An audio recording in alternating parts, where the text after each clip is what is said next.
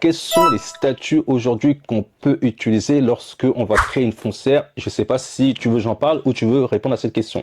Alors c'est vrai que c'est pas quelque chose que j'ai beaucoup vu. Alors je me suis renseigné à peu près, juste en amont de comment ça se fait, et surtout bah, sur les modèles fiscaux là-dessus, parce Ok? qu'effectivement on regardait aussi la fiscalité des foncières.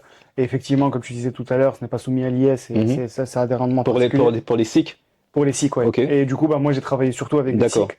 Donc, je pense que toi, tu seras plus pertinent Voilà, donc bah, tu as pour, commencé par dire la première, voilà, c'est les SIC, mais les SIC, ça va pas être ouvert à tout le monde. Donc aujourd'hui, une foncière, généralement pour un investisseur immobilier qui va avoir une ambition de créer un parc immobilier assez conséquent, ça va être généralement une société à responsabilité limitée. Mais là encore, on va être dans un mode de gestion qui va être extrêmement compliqué, qui va pas vous permettre la flexibilité qui va vous permettre, par exemple, une SAS. Une SAS aujourd'hui va être vraiment la structure qui va être la plus souple, la plus adaptée, qui va vous permettre de pouvoir développer votre patrimoine, faire rentrer des partenaires par la suite. Et c'est vraiment la structure qui est la plus utilisée. Et après, on a aussi les SPICAV.